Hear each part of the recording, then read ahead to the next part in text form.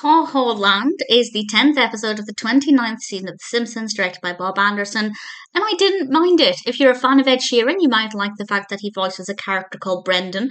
I'm completely indifferent to that fact, but I think it might appeal to some people.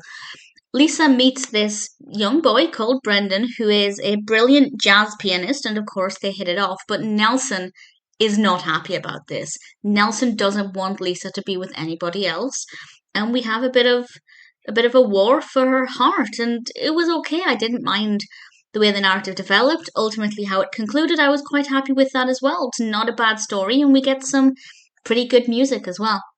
Meanwhile, Bart is quite interested in chemistry, and he and Milhouse are up to something in the treehouse. Is he up to no good, or is he actually now just a fan of chemistry?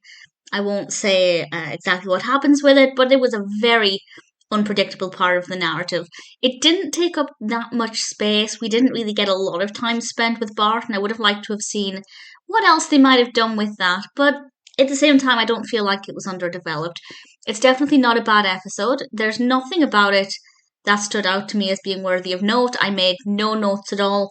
So there's nothing in the animation that I thought was quite fun or, visually engaging. But at the same time, it was fine. Everything worked well, everything flowed well. The pacing was good. Nelson was really interesting in this. And yeah, as I said, I would have maybe liked to have seen a bit more of Bart. But other than that, it wasn't too bad. Never going to be a favourite, but I don't think I'd mind watching it again. Haw Haw Land was not too bad at all.